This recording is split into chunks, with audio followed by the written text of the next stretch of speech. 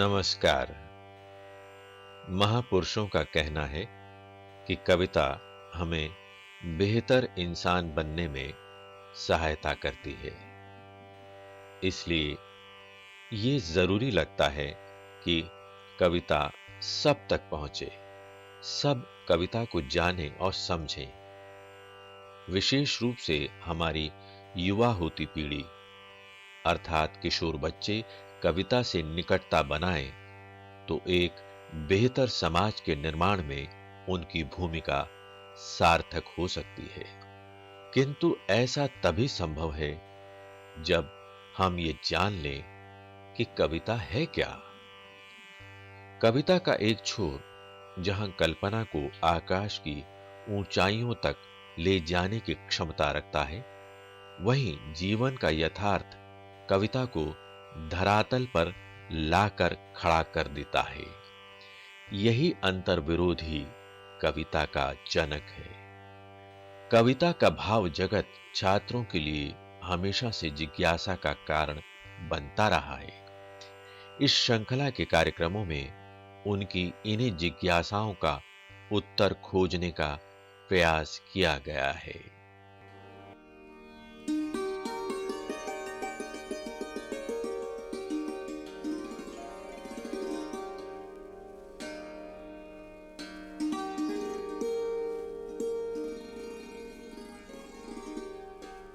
साथियों नमस्कार। कवि और कविता श्रृंखला के अंतर्गत आज हम प्रस्तुत कर रहे हैं मध्यकाल के महत्वपूर्ण कवि रसखान और उनकी कविताओं पर आधारित यह कार्यक्रम। रसखान के 4 सवैये पाठ्यपुस्तक में शामिल हैं। ये सवैये एनसीईआरटी की कक्षा 9 की हिंदी की पाठ्यपुस्तक क्षितिज भाग 1 में संकलित हैं। आइए सबसे पहले सुनते हैं कविता पाठ। प्रस्तुत कर रहे हैं डॉक्टर सूरज बहादुर थापा। प्रस्तुत है रसखान के 4 सवैयों का पाठ। पहला सवैया।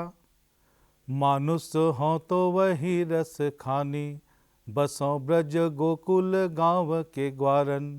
जो पशु हों तो कहा बस मेरो, चरौ नित नंद की धेनु मझारन।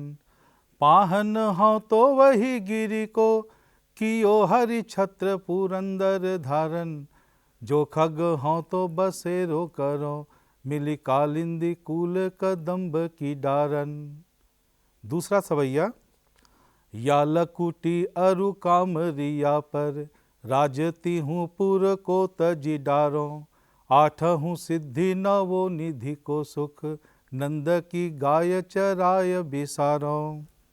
रस खानी कबों इन आखिन ते, ब्रज के बन बाग तड़ाग निहारो। कोटिक एकल धौत के धाम, करील के कुंजन ऊपर वारो। तीसरा सवैया। मोर पखा सिर ऊपर राखी हो, गुंज की माल गरे पहिरोंगी। ओढ़ी पीतंबर लै लकुटी बन, गोधन ग्वारन संग फिरोंगी। भाव तो वो ही मेरो रस खानी, सो तेरे कहे सब स्वांग करोंगी। या मुरली मुरली धर की, अधरान धरी अधरान धरोंगी। चौथा सवैया। काननी दय अंगूरी रहीबो, जब ही मुरली धुनि मंद बजई हैं। मोहनी तानन सो रस खानी, अटा चढ़ी गोधन गई है तो गई है। तेरी कहो सिगरे ब्रज लोगनी, काल्हि को कितनो समुझई है। माई रे वा मुख की मुस्कानी, संभारी न जई है न जई है न जई है। अब हम रसखान की कविताओं पर चर्चा करेंगे। चर्चा के लिए हमारे बीच उपस्थित हैं डॉक्टर बीरपाल सिंह। डॉक्टर बीरपाल सिंह महात्मा गांधी अंतर्राष्ट्रीय हिंदी विश्वविद्यालय वर्धा में हिंदी अध्यापन कार्य से जुड़े हैं। भाषा, साहित्य और शिक्षण की दुनिया में उनका विशिष्ट नाम है। आपसे बातचीत कर रहे हैं डॉक्टर हरिमोहन शर्मा। डॉक्टर हरिमोहन शर्मा दिल्ली विश्वविद्यालय के हिंदी विभाग के पूर्व अध्यक्ष रहे हैं। भाषा, साहित्य, शिक्षण में उनका विशिष्ट नाम है। आइए देखते हैं उनकी बातचीत। नमस्कार साथियों, आज हम सगुण भक्त धारा के महत्वपूर्ण कवि रसखान और उनके सवैयों पर बातचीत करेंगे। रसखान कृष्ण भक्त कवि थे। इन्होंने स्वामी विट्ठलनाथ से दीक्षा ली थी। इनके सवैयों में प्रेम की तन्मयता, भाव विवलता मिलते हैं।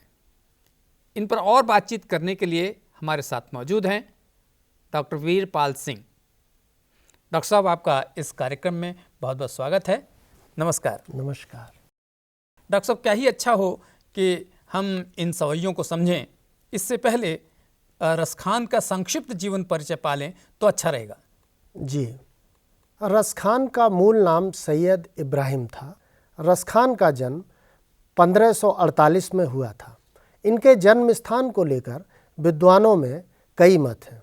कुछ लोग मानते हैं कि हरदोई जिले के पेहानी नामक स्थान में इनका जन्म हुआ था। कुछ विद्वानों का मानना है कि यह स्थान दिल्ली के आसपास का है।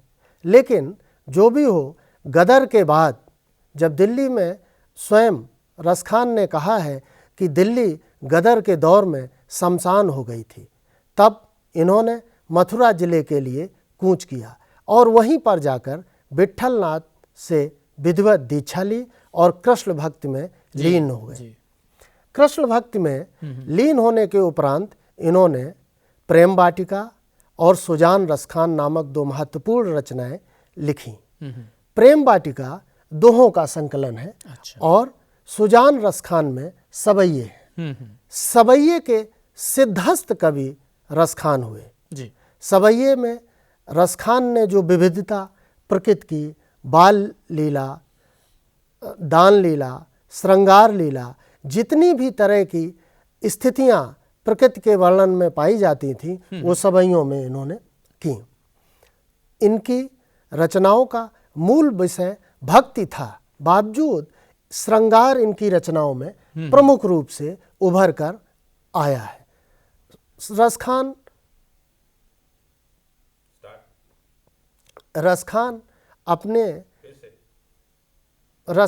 अपनी सहज सरल भाषा के लिए जाने जाते हैं। रसखान हिंदू संस्कृति में रचे बले पढ़े लिखे थे।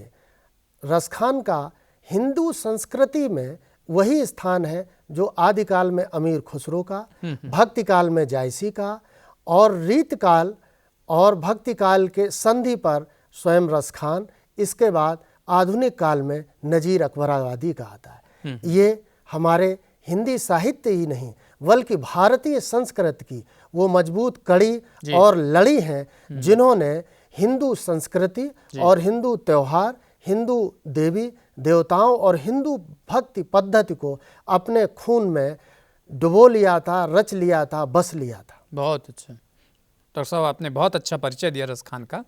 अब हम एक एक करके सवैये की व्याख्या करेंगे जिससे कि हमारे विद्यार्थियों को इसे समझने में लाभ हो। पहला सवैया जो आप पढ़ें और इसकी व्याख्या करें। सर, रसखान का जो पहला पद है, इन पंक्तियों में अपने आराध्य श्री कृष्ण की जन्मभूमि के प्रति लगाव को प्रदर्शित किया है। जी जी। मानुष हो तो वही रसखान, बसो ब्रज गोकुल गाँव के ग्वारन, जो पशु हो तो कहा बस मेरो, चरो नित नंद की धेनु मझारन, पाहन हो तो वही गिर को जो कियो हरि छत्र पुरंदर धारन, जो खग हो तो बसेरो करो मिल कालिंदी कूल कदम्ब की डारन। वाह, क्या बात है।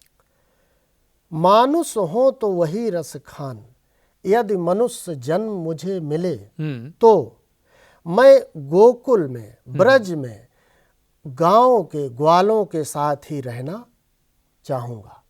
उनकी इच्छा है।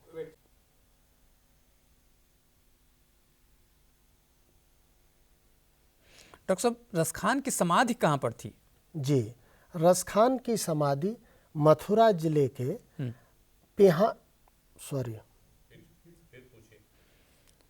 डॉक्टर साहब, रसखान की समाधि कहाँ पर थी? डॉक्टर रसखान की समाधि कहाँ पर थी? डॉक्टर रसखान, कोई बात नहीं, वीरपाल जी कह दीजिए। डॉक्टर साहब, रसखान की समाधि कहाँ पर थी? रसखान की समाधि, जैसा मैंने कहा कि अंतिम समय में ब्रजभूमि में ही वो रहे, जी। मथुरा जिले के महावन में उनकी समाधि स्थित है। अच्छा, उनकी मृत्यु कब हुई? उनकी मृत्यु 1628 में हुई। बहुत अच्छा परिचय दिया आपने डॉक्टर साहब। इससे रसखान के सवैयों को समझने में बहुत मदद मिलेगी। अब हम इसका पहला सवैया लेते हैं और फिर उसकी व्याख्या आप करें। जी जी। मानुष हो तो वही रसखान, बसों ब्रज गोकुल गाँव के ग्वारन। जो पशु हो तो कहा बस मेरो, चरो नित नंद की धेनु मझारन। पाहन हो तो वही गिर को, जो कियो हरि छत्र पुरंदर धारन। जो खग हो तो बसेरो, करो मिल कालिंदी कूल कदम्ब की डारन। इन पंक्तियों में रसखान ने अपने आराध्य श्री कृष्ण की जन्मभूमि के प्रति लगाव को प्रदर्शित किया है। जी। जैसा कि मैंने आपको बताया, जी। रसखान रस की खान थे। मानुष हो तो वही रसखान, यदि मुझे मनुष्य जन्म मिले तो ब्रज गोकुल गांव के ग्वारन, मैं उसी ब्रज के ग्वालों के बीच गांव में जन्म लेना चाहूंगा। मतलब अगर मनुष्य बनूं जी। तो मुझे वहीं ग्वालों के बीच में ही रहने का अवसर मिले। ये इच्छा है उनकी। ये इच्छा है उनकी। इच्छा है। क्या बात है। और जो पशु हो तो कहा बस मेरो, यदि मुझे पशु योनि में जन्म मिले तो वो कह रहे हैं कृष्ण से, अपने आराध्य से, चरो नित नंद की धेनु मझारन। नंद बाबा की गायों के बीच में मैं चरना पसंद करूंगा, उन्हें चराना पसंद करूंगा। चराना पसंद करूंगा। जी, जी। पाहन हो तो वही गिर को, जो कियो हरि छत्र पुरंदर धारन। पाहन माने पत्थर। जी। यदि मैं पत्थर हूँ तो मैं गिरी, पहाड़। आपको वो कहानी याद है जी। जब इंद्र के द्वारा इतनी बारिश की गई थी, जी। इतनी बारिश की गई थी कि समस्त जनता जल प्लावन में डूबने वाली थी। तो श्री कृष्ण ने अपनी उंगली पर उस पर्वत को धारण कर लिया। तो वही वो पत्थर बनना चाहते हैं। यदि पत्थर बनूं तो फिर वो वाला पत्थर बनूं। वो कियो हरि छत्र पुरंदर धारण। पुरंदर मतलब इंद्र। जो खग हो तो बसेरो करो, मिल कालिंदी कूल कदम्ब की डारन। और यदि मुझे पक्षी का जन्म मिले जी, तो मैं कालिंदी यानी यमुना, कूल माने किनारे, कदम जो वृक्ष होता है जिस पर कृष्ण लीला किया करते थे बैठ के, उन्हीं की डारन यानी शाखाओं पर मैं विचरण करना चाहूँ। क्या बात है। माने इतना लगाव उनका अपने आराध्य के प्रति, श्री कृष्ण के प्रति है कि वो चाहे पत्थर बने तो वहां का बने, अगर पक्षी बने तो कालिंदी कूल का बने। तो ये उनकी अनन्यता को संभवतः दर्शाना चाहते हैं। और प्रकृति के प्रति भी लगाओ। जी। प्रकृति को और बहुत सहज तरीके से उन्होंने कहा। जी। दूसरा पद है, देखें सर। जी। या लकुटी अरु कामरिया पर, राज तिहु पुर को तज डारो। आठों सिद्ध नवो निधि के, सुख नंद की गाय चराई बिसारो। रस खान कबो इन आखिन सो, ब्रज के वन बाग तड़ाग निहारो। कोटिक ए कल धौत के धाम, करील के कुंजन ऊपर बारो। क्या बात। इस सवैये में जी ब्रज की महिमा का बखान किया। जी जी जी। या लकुटी अरु कामरिया, यानी लकुटी लाठी जो चरवाहे रखते हैं अपने साथ, और कामरिया कम्बल। पर राज तिहु पुर को तज डारो। तीनों आकाश, पाताल और पृथ्वी, तीनों लोक का राज जो है मैं त्याग दूंगा।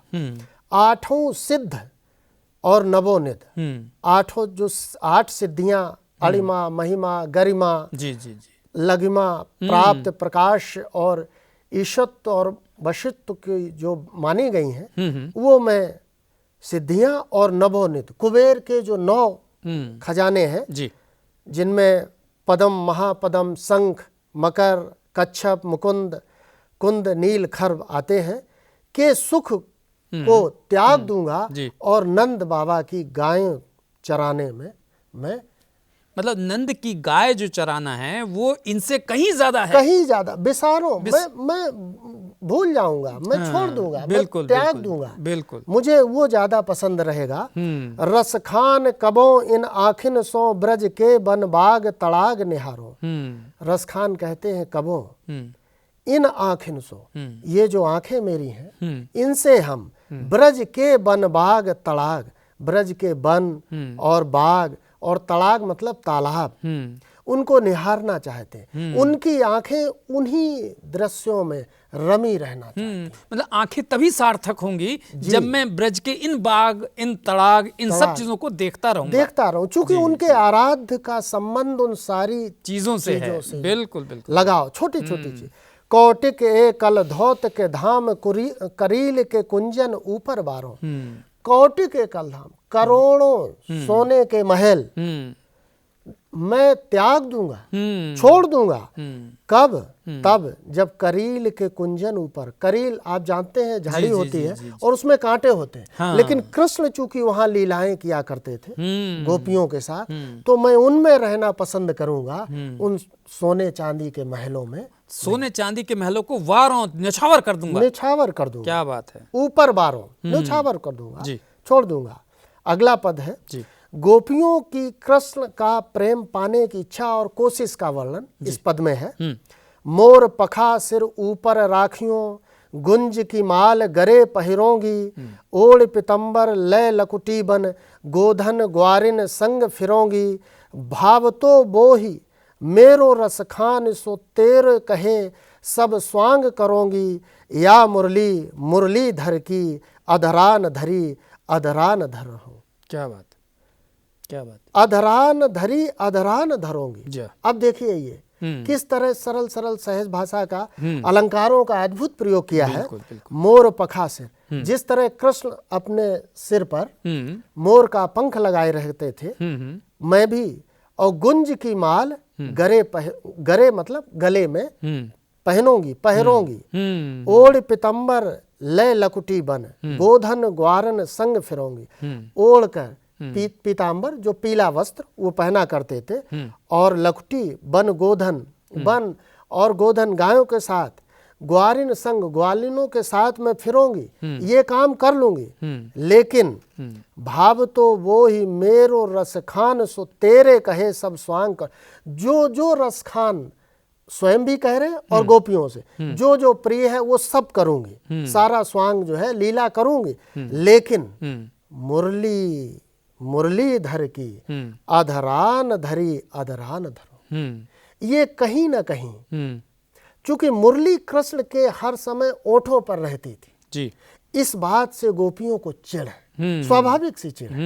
तो रसखान कहते हैं कि अधरान धरी अधरान धरोगे। सब करने के बाद मुरली को हम ओठों पर धारण नहीं करेंगे। यानी कृष्ण को जितने स्वांग है, हाँ, प्रिय थे, वो सारी लीलाएं कर मंजूर है, लेकिन ये नहीं, ये मंजूर नहीं है, क्योंकि वो उनसे ईर्ष्या है। तो इस ईर्ष्या के कारण कह रही कि वो जो अधरा उनके अधरों पर हमेशा रहती थी, जी जी, उसे कभी अधर पर नहीं रखेंगी, बाकी सब काम करेंगे। बाकी सब क्या बात है, क्या ये बात है। ये कहीं ना कहीं रसखान का ये पद सूर की याद दिलाता है। जी जी जी। अंतिम सवैया है जी। कानन दय अंगुरी रहिबो, जब ही मुरली धुन मंद बजय है, मोहन तानन सो रस खान अटा चढ़ गोधन, गए है तो गए है, तेरी कहो सिगरे ब्रज लोगन, काल कोहू कितनो समझे है, माई री बा मुख की मुस्कान, सम्हारी न जय है न जय है न जय है। इस सवैये में कृष्ण को रिझाने की कोशिश है। रसखान कहते हैं कानन दय अंगुरी रहिबो, जब ही मुरली धुन मंद बजे हो। कान में उंगली रख लेंगे, कब? जब मुरली की मंद मंद धुन बजेगी। क्यों ऐसा कहना चाह रही हैं कि क्यों रख लेंगे कान में उंगली? ये कहीं ना कहीं कृष्ण के से, देखिए जिस तरह गोपियां कृष्ण से प्रेम भी करती थी और चिढ़ती भी थी, और रसखान भी रसखान का भी प्रेम जी, और प्रेम की पीर सूफियों से ली गई है, लेकिन भारतीय परंपरा में ही रची बसी है। तो ये कहीं ना कहीं विरह की व्याकुलता का क्षीण संकेत है। अच्छा। हाँ, मोहन तानन सो रस खान अटा चढ़ गोधन गए हैं तो गए हैं। मोहन तान यानी मुरली की तान जी। तो रस खान अटा मतलब होता है अटारी, अट्टालिका। जी जी, चढ़ गोधन गए हैं तो गए हैं। गाय उस मुरली की तान को सुनकर भले अटारी पर चढ़ जाएं, लेकिन वो तो कान पे उंगली रखने की बात कर रहे हैं। टेर कहो सिगरे ब्रज लोगन काल को कितनो समझे हैं। अब देखिए कई बार प्रेम में ऐसा होता है कि रोकने की कोशिश तो होती है, अपना प्रेम में रूठना मनाना भी होता है ना, लेकिन क्या रुक पाएंगे। टेर कहो सिगरे ब्रज लोगन काल कोहू कितनो समझे, मतलब आप ठीक है समझा लीजिए, लेकिन माई री बा मुख की मुस्कान सम्हारी ना जय है ना जय है ना जय। वो मुस्कान जो कृष्ण की है उसके बाद संभाला नहीं जाता है। क्या बात है। यानी अपने को खो देते हैं। हाँ, वो कह रहे हैं कि टेरी कहो, माने पुकार कर कहेंगे सभी लोगों से, सभी लोगों से पुकार कर कहेंगे, सभी लोगों से कि ब्रज लोग काल कोहू कितनो समझे, कितना भी समझा लीजिए, बुझा लीजिए, लेकिन जो मुस्कान है कृष्ण की वो सबको अपनी ओर खींच लेती है। क्या बात है, क्या बात है। आपने बहुत अच्छी व्याख्या की। अब मेरे मन में एक छोटी सी जिज्ञासा है कि इसका मूल संदेश क्या है, मतलब कवि क्या कहना चाहता है। रसखान सगुण भक्ति में रचे और पले बड़े कवि थे जी। रसखान कृष्ण के प्रति विभिन्न दृश्यों के माध्यम से, मुरली के माध्यम से, इसके पहले ब्रजभूम के माध्यम से, गायों के माध्यम से, ग्वालिनों के माध्यम से, यमुना के माध्यम से, कालिंदी के माध्यम से, इन सब माध्यम से कह रहे हैं कि हमें कृष्ण की ब्रजभूमि ही नहीं, उनके सारे जो अंग उपांग लीलाएं, उनकी सारी जो क्रियाकलाप है उनसे इतना लगाव है कि रसखान लगता ही नहीं है कि रसखान मुसलमान कवि, लगता है कि एक हिंदू कवि, हिंदू देवता में इतना, हिंदू प्रतीकों में इतना रचा हुआ, उसकी रगों में हिंदू रक्त, मैंने वो अनुराग जो कृष्ण का है, उस अनुराग को विभिन्न उपादानों से, विभिन्न माध्यमों से ये प्रकट करना चाहते हैं कि उसके बिना रह नहीं सकते। और कहीं ना कहीं ये भारतीय संस्कृति की उनके अंदर बैठी हुई ये एकता है जो उनकी कविता में निकलकर, वाह, सवैयों के माध्यम। क्या बात है, आपने बहुत अच्छी व्याख्या इन पदों की है और इससे जो मार्मिक स्थल हैं वो उद्घाटित हो गए हैं, कठिनाइयाँ काफ़ी सरल हो गई हैं। आपने इन सब व्याख्याओं के माध्यम से हमारे विद्यार्थियों को बहुत ही सरल करके चीज़ों को प्रस्तुत किया है। आप इस कार्यक्रम में आए, आपका बहुत बहुत धन्यवाद। नमस्कार। नमस्कार।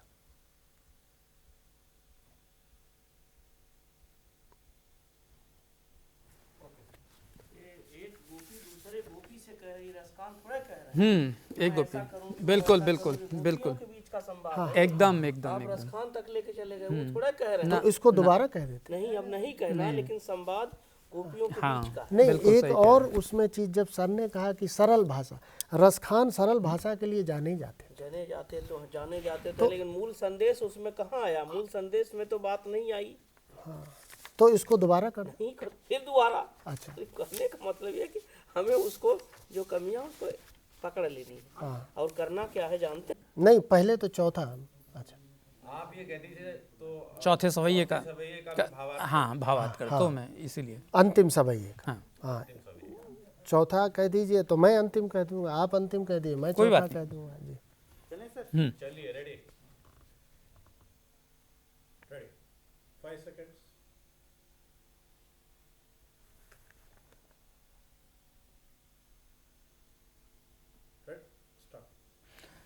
डॉक्टर साहब, इस चौथे सवैये का भी अर्थ थोड़ा सा व्याख्यायित कर दें तो बेहतर रहेगा। जी, ये अंतिम सवैया है जी। कानन दे अंगुरी रहिबो जबही मुरली धुन मंद बजे है, मोहन तानन सो रस खान अटा चढ़ गोधन गए है तो गए है, टेर कहो सिगरे ब्रज लोगन काल को कितनो समझे है, माई री वा मुख की मुस्कान सम्हारी, न जय है न जय है न जय है। इस सवैये में कृष्ण को रिझाने की गोपियां कोशिश करती हैं। जी। कानन दय अंगुरी रहबो, मैं कानों में अंगुली लगा लूंगी। मुरली धुन मंद बजे है, जब मुरली की धुन कानों में पड़ेगी जी, तो मैं उंगली अपने कानों में दे लूंगी। मोहन यानी मोह लेने वाली, और मोहन मुरली को भी और कृष्ण के लिए भी। तानन सो रस खान, उसकी तान जो मुरली की तान है, अटा चढ़ गोधन गए हैं तो गए। गाय भले उसकी तान सुनकर इतनी उत्साह में आ जाएं कि अट्टालिका पर चढ़ जाएं, लेकिन मैं ऐसा नहीं करूंगी। चूंकि रिझाने की कोशिश है और चढ़ाने। टेर कहो सिगरे ब्रज लोगन, टेर मतलब बुलाना जी। टेरना बुलाने कहते। सिगरे सभी ब्रजवासियों को बुलाकर लोगों से काल कोहू कितनो समझे है, मैं कल जो है कितना भी समझा लो, कितना भी उनको मना लो, या अपने मन को भी समझाने की बात है और लोगों को भी। माई री वा मुख की मुस्कान सम्हारी, ना जय है ना जय है ना जय है। कृष्ण की एक मुस्कान हृदय में पड़ते ही या आंखों में पड़ते ही फिर रहा नहीं जाएगा, फिर उन्हीं के तरफ खिंचे हुए हम चले जाएंगे। ये गोपियां कह रही हैं, गोपियां कह कि रही हैं। उनकी मुस्कान ऐसी विवश कर देती है, खींचने वाली है कि हम कितना ही अपने आप को रोकने की कोशिश करें, फिर भी उसके अंदर हम लिप्त हो जाती हैं, खिंची चली आती हैं। क्या बात है, आपने बहुत अच्छी इसकी व्याख्या की। तो डॉक्टर साहब, क्या हम कह सकते हैं इसका मूल संदेश कि इसमें प्रेम की अनन्यता है जी, और इसमें ये दिखाने की कोशिश है कि जिससे हम प्रेम करते हैं जी, उसकी हर चीज से हम प्रेम करते हैं, उसकी भूमि से, उसके गाय से, जमीन से, तालाब से, पक्षियों से, पेड़ से, नदी से, हर चीज में रमे हुए हैं। हाँ, तो ये प्रेम के प्रति कर्तव्य निष्ठा भी है, कि हमें जिससे भी प्रेम करें उससे हम कर्तव्य अपना निभाते हुए पूरी तरह से प्रेम करें, है ना। ये भी समझाने की शायद उन्होंने कोशिश की है, और बहुत सरल और सहज भाषा। क्या बात, यानी ब्रज भाषा का जो बनावटीपन था उसको वो सहज भाषा में कह गए। जिन चीजों को बहुत कठिन तरीके से कहा जाता था उनको बहुत सरल में, और बोलचाल की भाषा को वो साहित्यिक भाषा के करीब लाए। बहुत अच्छा, ये रसखान की बहुत बड़ी उपलब्धि। क्या बात है डॉक्टर साहब, आपने रसखान जो सांझी संस्कृति के हमारे प्रतीक माने जाते हैं उनको इस सवैयों के मर्म के उद्घाटन के द्वारा जो आपने सरल बना दिया है, उससे हमारे विद्यार्थियों को निश्चय ही बहुत। हाँ, तो ये प्रेम के प्रति कर्तव्य निष्ठा भी है, कि हमें जिससे भी प्रेम करें उससे हम कर्तव्य अपना निभाते हुए पूरी तरह से प्रेम करें, है ना। ये भी समझाने की शायद उन्होंने कोशिश की है, और बहुत सरल और सहज भाषा।